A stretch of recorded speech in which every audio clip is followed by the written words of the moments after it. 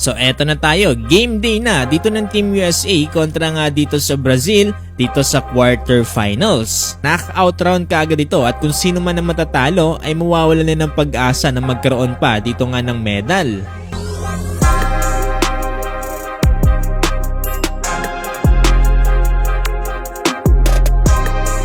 So, bago pa nga magsimula dito ang pagsisanay ng Team USA para sa paghahanda nila dito kontra sa Brazil, inaispatan pa ang ilan sa mga NBA players dito nga sa naganap na red carpet. Ito ay nakita natin itong sila Jason Tatum, Bam Adebayo, Tyrese Haliburton, Anthony Edwards, Joel Embiid, Anthony Davis, Jrue Holiday, Stephen Curry, at itong si Derrick White. Mukhang wala dito si LeBron James dahil mukhang meron siyang pinuntahang iba during this red carpet.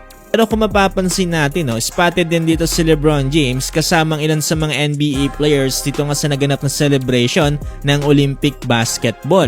Ewan ko lang kung anong ibig sabihin dito ng USA basketball ng celebration dito ng Olympic basketball. Siguro sinelebrate lang nila dito yung pagsasama-sama ng men's basketball at women's basketball players. Pero sa kabilang banda mukhang enjoy na enjoy dito si LeBron James kasama ang kanyang asawa. Balik na tayo dito sa pagsasanay ng Team USA kontra dito sa magiging laban nila kontra sa Brazil. Kaninang madaling araw lang kasi nagbalik na ulit dito sa court para magsanay ang Team USA matapos silang mag-enjoy dito nga sa Paris Olympics. Ito ay makikita natin ng usual drill na ginagawa dito ni Stephen Curry na 3-point shooting. Pero sa pagkakataon na to ay kasama niya naman dito si LeBron James. Imagine, ito nang una't huling beses nating makita magkasama sa drill at si Stephen Curry at LeBron James. Pakasolid din talaga ng drill nila dito dahil si Anthony Davis yung ginagawa nila dito nagko-contest sa mga nagiging tira nila dito. Pati din dito ang ilan sa mga NBA players na nagsasanay ng kanilang mga shooting, kasama na nga dito si Anthony Edwards. Habang sa Brazil naman halos wala na akong masabi dito kundi puro papuri na lamang. Mula qualifying tournament kasi ay nagawa nila makapasok dito sa Olympics at ngayon ay makakalaban nila dito ang isa sa pinakamagaling na basketball players dito nga sa buong mundo. Hindi nga rin mawala sa isip ko paano kaya ko yung Gilas Pilipinas na nakapasok dito nga sa qualifying tournament?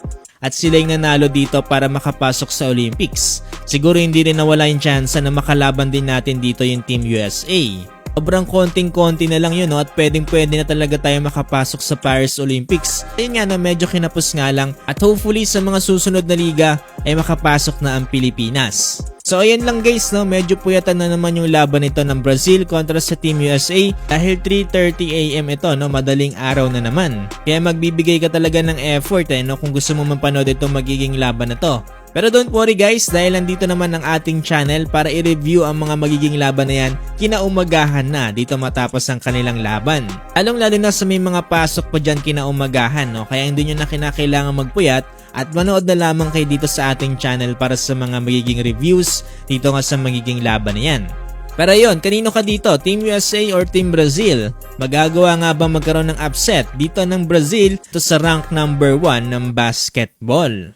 Gawin exciting ang panonood ng basketball, ulangan kung sinong nanalo dito sa NBA, FIBA or kahit anong laro pa yan. At kung tamang hula mo, syempre kikita ka. Up to 12,000 pesos din ang first cash-in bonus kaya mag-register na sa 1xBet gamit ang ating link at promo code sa ibaba.